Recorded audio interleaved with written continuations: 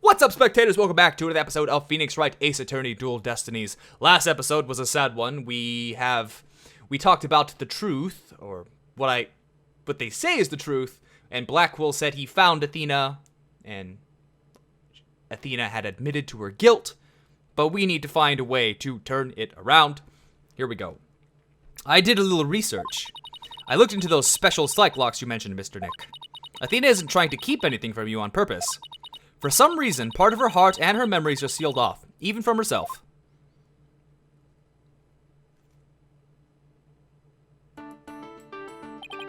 There's still a chance, somewhere deep in Athena's heart, there might still be a memory that not even she knows about yet.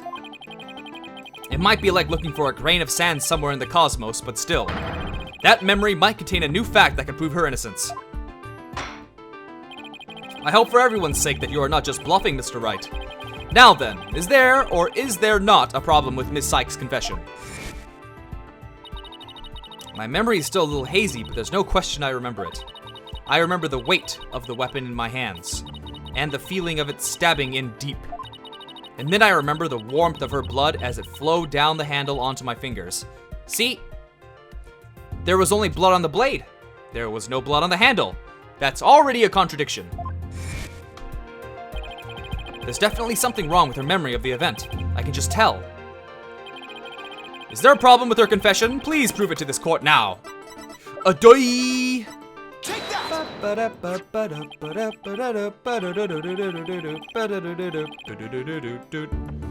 katana the defendant used to kill the victim, Mr. Wright. I respectfully and vehemently disagree, Your Honor. But I remember it. I remember holding the weapon and getting blood on my fingers. That's exactly my point. If blood really did get on your fingers while you were holding it, there should be blood on the handle. But please focus on the handle of this sword. There's not a trace of blood on it. And therefore, this is clearly a contradiction of the facts. You're right. Damn straight I'm right. I'm always right. Oh my! Objection! The defendant must have simply confused a portion of her memories. She mentioned it was hazy to begin with, and we can't mull over every minor detail. Objection! But she also said there's no question I remember it, a fact we can't ignore. In that case, why don't you explain what this contradiction with her memories means? Gladly. Just give me a sec to think of something. I want to say that Athena didn't stab anyone, but she said it herself that she remembers the feeling of committing the act. Think, Phoenix. What could the contradiction with Athena's memories mean? It would have been a different weapon, but I still don't know where this is going yet. Miss Cykes said blood flowed down the handle, but the katana's blade is spotless. So, doesn't it follow that the defendant must have used a weapon other than the katana? What are you up to this time? None of your business. We're friends for 8 years? No, wait, technically we've been friends for... Wait, how old is Phoenix? In his 30s? For almost his entire life since they went to school together. This is it. This time I found just the thing to end Athena's nightmare for good. The weapon that took Dr. Sykes' life was the katana, that much is for sure. So if I can show a possibility that Athena didn't use the katana, it could help me prove her innocent. A different weapon, you say? What weapon would that be exactly? Right, of course he would ask that. I can see you're floundering, Mr. Wright. Did you speak without thinking again, as always?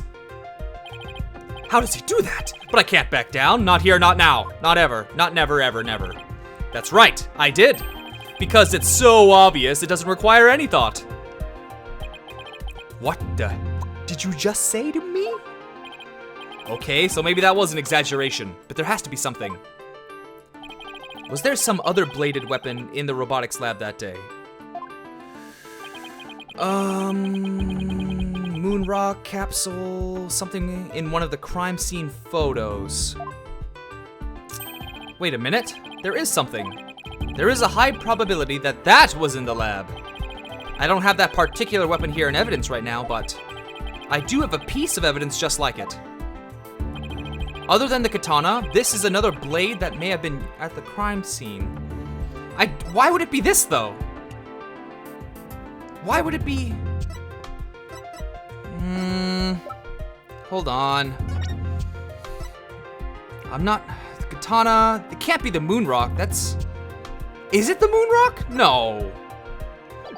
I guess it's the little knife, but that doesn't seem like... No, screwdriver. That's never been mentioned before. Oh! Unless it was in the jacket. That could explain it, right? If the little knife was in the jacket? I think that's my best lead. But there's no blood on the hand. I don't know. Take that! But that's the murder weapon in the Clay Terran case. Yes, this is the knife that took Mr. Terran's life. But there must have been a knife just like this at the scene 7 years ago as well. Oh, I wouldn't have thought of that at all. A similar, because I just remembered that all of them would have had a utility knife. Toolkits containing utility knives like this one are issued to Space Center employees. And a robotics lab especially would naturally have one of these around. Objection!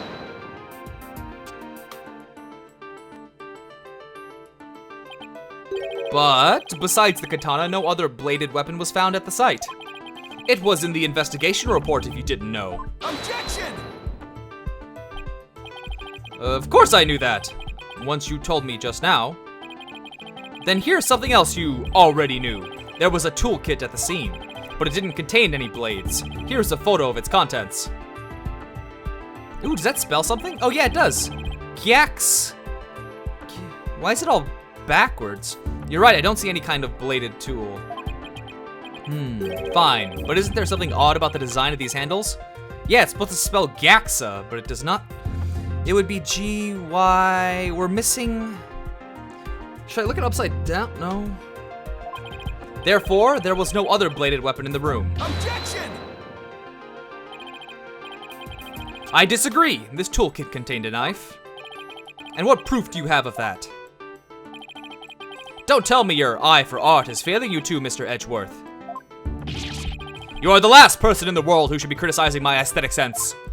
Now, you're simply watching out for your ocular health. Please proceed, Mr. Wright. Notice that the handles of each of these tools have a sort of design on them.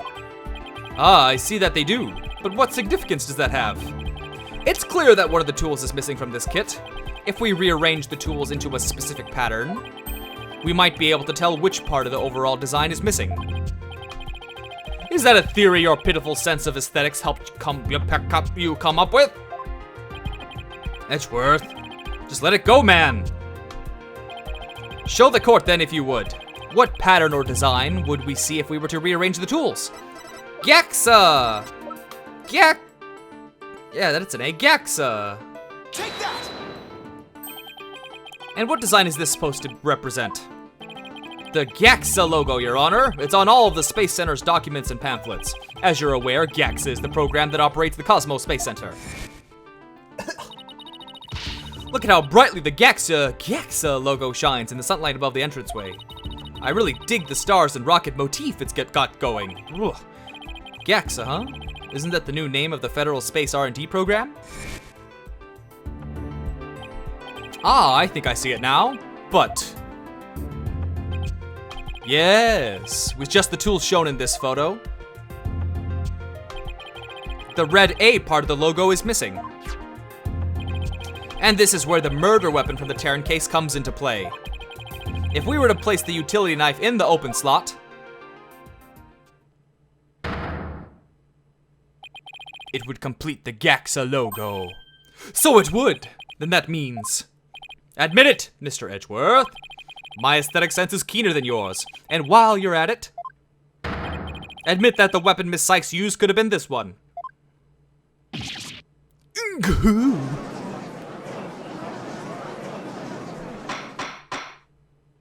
Order! In the court. Miss Cykes confessed to having a memory of stabbing the victim. Admittedly, Miss Cykes most likely did stab someone using the utility knife. However, the weapon used to kill Dr. Cykes was the katana. Maybe she stabbed the real killer. Who do we know who has an injury that we know about? Who has an injury? That could explain. Did she stab Clay? Wait, was Clay's jacket the one with the hole? Or was it... Therefore, the act of stabbing that Miss Cykes remembers couldn't be that of Dr. Cykes. Very well. Let's suppose for a minute that Miss Cykes did use the utility knife. Tell me, how does that change anything? Come again? What if the katana was only being used as a decoy to conceal the true murder weapon? What if the real weapon that took the victim's life was the utility knife? Don't be ridiculous, or are you changing the premise of your entire argument? I'm merely offering a hypothetical situation derived from your logic. Miss Cykes could have put blood on the katana to make it look like the murder weapon, and then concealed the knife on her personage. Is that a word? Until Blackwell carried her away. That does clear up the contradiction between Miss Cykes' memories and the evidence. If, in fact, the murder weapon is a utility knife, then fate has dealt you a cruel hand. For you have just proven the knife's existence to the rest of us with your own logic. Objection! The prosecution is attempting to lead the court. Objection! You're the one attempting to lead the court, Mr. Wright, by forcing us to forget the facts of this case. Need I remind you that there were only two people in the lab at the time of the murder, and that the defendant herself recalls stabbing someone with her own hands? No. It matters not whether the murder weapon was a katana or a utility knife, as long as we know that the victim and the defendant were the only ones there. You cannot escape the fact that it was Athena Cykes who killed her own mother. I don't believe it. Why? Why does this keep happening? Every time I find a contradiction, it vanishes and the suspicion keeps coming back. It's almost as if. Now you're finally starting to get it. Your contradictions keep vanishing because the charge is true. And the suspicion keeps coming back to the defendant because that's where it belongs. Phoenix Wright, when will you open your eyes and accept the truth? Don't do it. Don't scream. Don't go, don't do it. Oh, you did it. Oh. Stupid sounds. It's like he's kicking over a bunch of furniture. I don't want to believe it. It can't be true. But what if? Mr. Wright, you fought a good fight. I think you've done all you can do.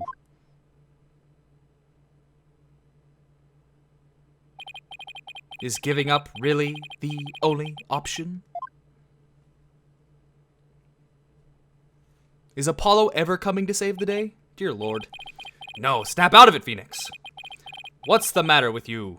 Giving in to doubt? I can't look back. Forward is the only way to go. No, Your Honor, not yet. It isn't over yet. Right. I can't lose sight of what's important. I believe in Athena, and I'll always believe in her. To the very end. A defense lawyer never gives up on his client. I have to pick myself up and stand firm. Make that brain of yours work, Phoenix. If I don't see a way, I'll just have to go back and look for one. Time to rethink this case thoroughly. Oh yeah, I love this! I concede the fact that Athena must have stabbed someone with the utility knife. This must have been what Ponko witnessed as Athena's hug. But Prosecutor Blackwell didn't see the knife at the scene. This means that someone must have removed it from the lab before he arrived. Who could have taken the utility knife from the lab? The real murderer would have done it. If I trust in Athena, when I have to conclude there was a third person at the scene. But according to Ponko's testimony, Athena and her mother were the only two there. So then, how did this third person manage to escape Ponko's detection? I know, this person must have fooled Ponko's facial recognition feature by covering their own face.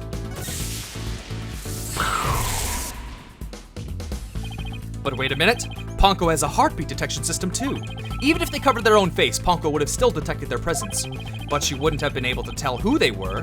Wait, that's it! The culprit could have covered their face and posed as which person to avoid detection? As Simon Blackwell. What if the culprit covered their face and posed as Prosecutor Blackwell? But Ponko already said she recognized real Blackwell. Oh, shoot. Okay, hold on. Back to the drawing board. Okay. Oh! Interesting. This is not where I would have expected it to go. Third person posed as the victim. If the culprit posed as the victim, that would explain why Ponko thought only she and Athena were there. All they had to do was take advantage of Ponko's basic recognition features. The culprit used this in order to pose as the victim. Her jacket! Yes! Okay. The culprit could have posed as the victim by wearing her jacket with the ID tag on it. But that still leaves the heartbeat detection system. How did the culprit get around that? It wouldn't have worked if Ponko could detect the real Dr. Sykes' heartbeat too. So does that mean that the real Dr. Sykes was already dead by that time? If that's the case, then who did Athena stab? The real culprit. Athena stabbed the real culprit. That's it. The person Athena stabbed wasn't Dr. Sykes. It was the person who murdered her and then pretended to be her. The real culprit.